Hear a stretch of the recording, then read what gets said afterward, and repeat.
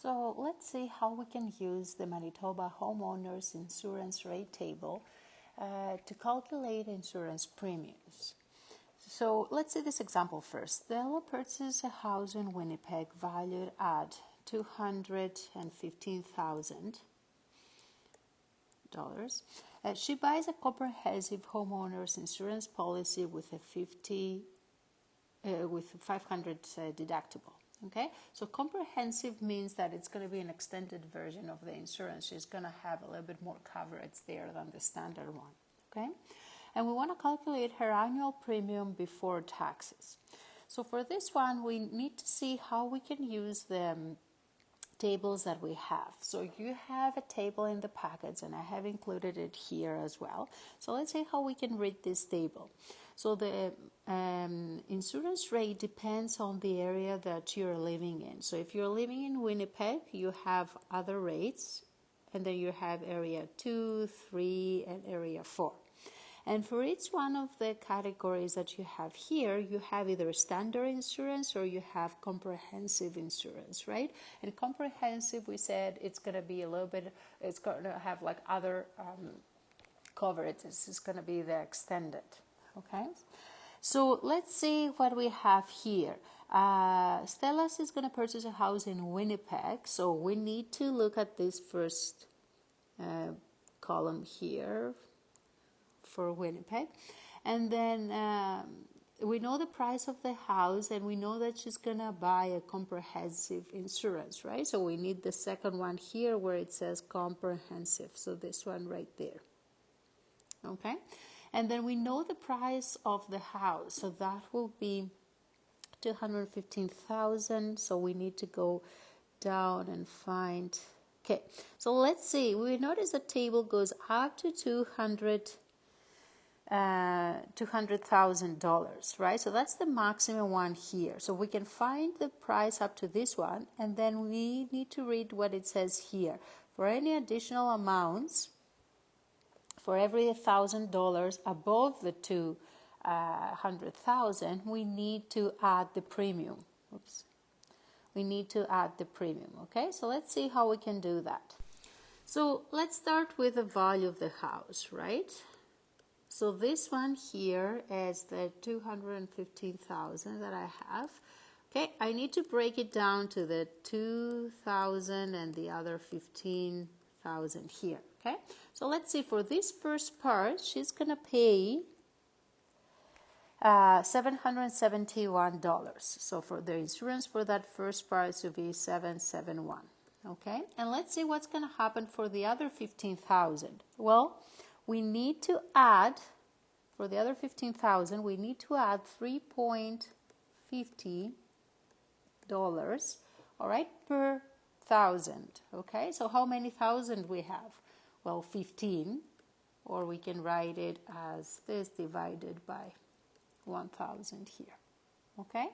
So this one here is going to give you $52.50 for the additional 1,500. Okay, so if I add just the two, so this is what I had originally with the 52.50.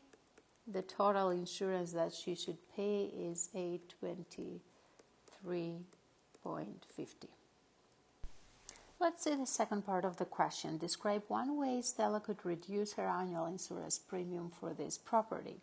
Well, there are some simple answers that I have included for you here.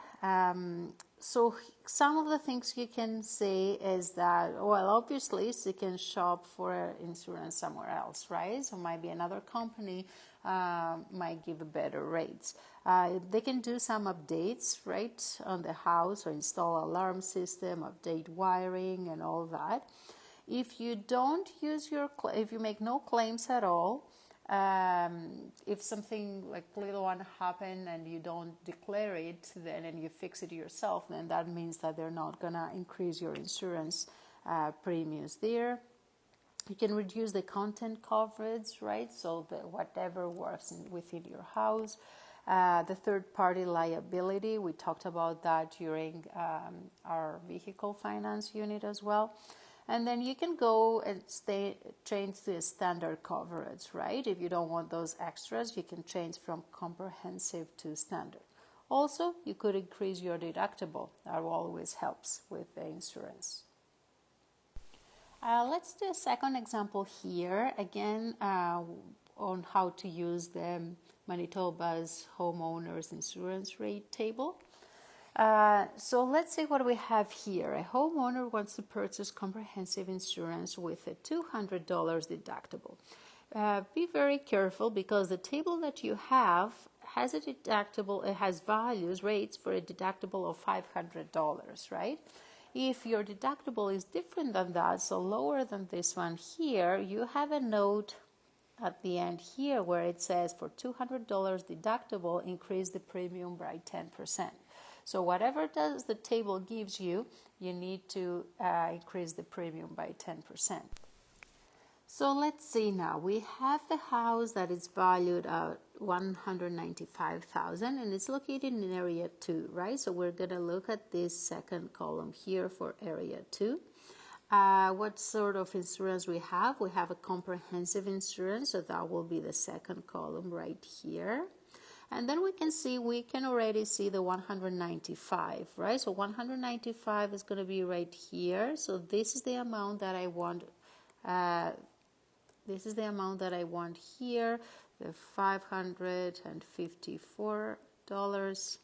That's going to be the premium for this area, for this the value of this house. So the only thing is I need to include, because my deductible is not $500. If it was, that would be my final answer, right? But because the deductible is not $500, I need to include a 10% value of this one.